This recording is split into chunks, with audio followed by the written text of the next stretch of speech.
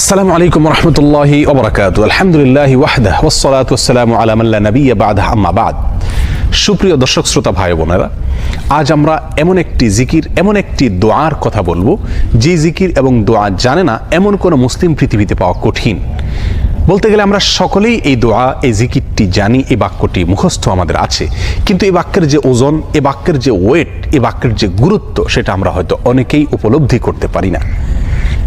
মুস্তাদরাক হাকিমে আবু সাঈদ খুদরি রাদিয়াল্লাহু তাআলা আনহু থেকে বিশুদ্ধ সূত্রে বর্ণিত এক হাদিসে নবী করিম সাল্লাল্লাহু আলাইহি সাল্লাম ইরশাদ করেছেন, একবার আল্লাহর নবী মুসা আলাইহিস সালাতু ওয়াসসালাম আল্লাহর কাছে দরখাস্ত করলেন, আল্লাহর কাছে আবেদন পেশ করলেন। তিনি আল্লাহর সঙ্গে সরাসরি কথোপকথন করতেন, সেজন্য কালিমুল্লাহ বলা হয় তাকে। আল্লাহর সঙ্গে সরাসরি কথা বলতে গিয়ে একবার তিনি আবেদন করলেন, আল্লাহ আমাকে আপনি একটি জিকির, একটি দোয়া শিখিয়ে দিন, যে জিকির, যে দোয়া আমি সব সময় পাঠ করব, সব সময় আমল করব। আল্লাহ সুবহানাহু ওয়া তাআলা তখন মুসা আলাইহিস সালাতু ওয়াসসালামকে বললেন, কুল লা ইলাহা ইল্লাল্লাহ, হে মুসা আপনি লা ইলাহা ইল্লাল্লাহ এই দোয়াটি সবসময় পাঠ করবেন, এই জিকিরটি সবসময় পাঠ করবেন, এটা আপনাকে আমি দিলাম।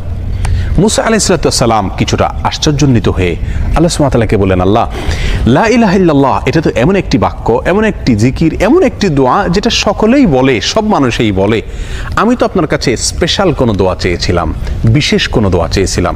আল্লাহ সুবহানাহু ওয়া তাআলা তখন মুসা আলাইহিস সালাতু ওয়াসসালামকে বললেন, হে মুসা, যদি সপ্ত আসমান, সপ্ত জমিন এবং এই দুইয়ের মধ্যে যা কিছু আছে সব কিছুকে, আল্লাহর অস্তিত্ব ছাড়া বাকি সব কিছুকে যদি একটি পাল্লায় রাখা হয়, একটি হাতে রাখা হয়, আর লা ইলাহা ইল্লাল্লাহ এই বাক্যকে যদি অপর হাতে, অপর পাল্লায় রাখা হয়, তাহলে লা ইলাহা ইল্লাল্লাহর পাল্লা ভারী হবে।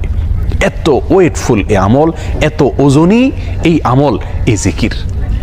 অর্থাৎ আল্লাহ সুবহানাহু ওয়া তাআলা মুসা আলাইহিস সালাতু ওয়াসসালামকে যে বার্তা দিলেন সেটি হলো, লা ইলাহা ইল্লাল্লাহর চাইতে ওজনী, এর চাইতে ওয়েটফুল, এর চাইতে ভারী, এর চাইতে শ্রেষ্ঠ, এর চাইতে মর্যাদাপূর্ণ কোনো জিকির আল্লাহর জমিনে আর নাই।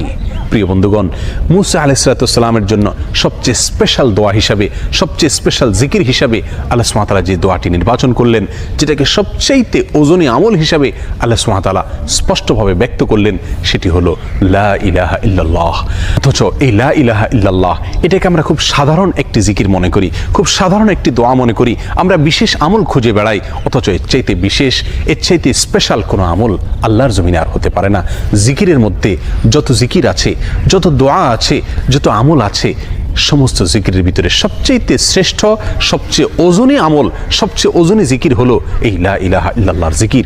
মিজানের পাল্লায় কিয়ামতের দিন যখন আমার নেকামল মাপা হবে, তখন আমার নেকামলে শুধুমাত্র লা ইলাহা ইল্লাল্লাহ এর আধিক্য যদি থাকে, তাহলে ইনশাআল্লাহ আমার নেকামলে পাল্লা অনেক বেশি ভারী হবে। আসুন চলতে ফিরতে, উঠতে বসতে, অবসরে, কাজের ফাঁকে সব সময় মুখ থেকে, অন্তরের গভীর থেকে লা ইলাহা ইল্লাল্লাহ উচ্চারণ করতে থাকি। অন্তর পরিষ্কার হয়ে যাবে, অন্তরের ময়লা দূর হবে, অন্তরের পেরেশানি দূর হবে, অন্তরে আল্লাহ সুবহানাহু ওয়া তাআলার প্রতি আস্থা বাড়তে থাকবে, ঈমান বাড়তে থাকবে। এবং লা ইলাহা ইল্লাল্লাহ এই জিকির আমরা যত বেশি করব, তত বেশি সৃষ্টি জগতের অন্য সব কিছু আমাদের কাছে তুচ্ছ মনে হতে থাকবে, সব কিছুর হারানোর কষ্ট আমরা ভুলতে থাকবো, আল্লাহ সুবহানাহু ওয়া তাআলার কাছে আমরা খুব বেশি নৈকট্য অর্জন করতে পারবো। আসুন বলতে থাকি বেশি থেকে বেশি, অন্তরস্থল থেকে ঈমানের সঙ্গে লা ইলাহা ইল্লাল্লাহ।